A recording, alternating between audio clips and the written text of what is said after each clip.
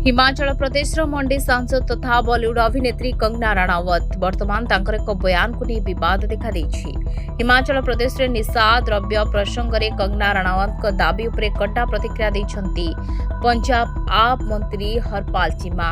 कंगना राणावत चेतावनी देथिले जे हिमाचल प्रदेश परिस्थिति पंजाब परि होई पारे। निशा द्रव्य अपव्यवहार बढ़ुवा विपद को इंगित करी से कहथिले निशा द्रव्य जोगु महिला माने विधवा होउछंती। से कहछंती पाकिस्तान और पंजाब आसुवा निशा द्रव्य हिमाचल युवपीढ़ी को विनाश आड़क ठेली देउछि। से आउरी कहछंती हिमाचल खबर आछी जे लोक घरकना जिनिस बिक्री करुछंती। विपद जोगु निजको घरे बंद करी देउछंती।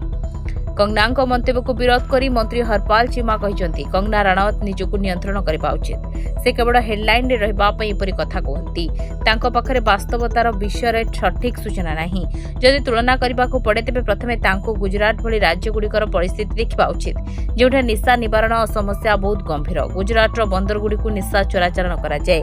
कंगना राणावत पूर्व चाषी आंदोलन समय पंजाब रू मध्य समालोचना सम्मुखीन होइथिले। से समय कंगना चाषी एवं पंजाबी गायक मानक विषय मंतव्य देथिले। Bureau report Dinalipi live.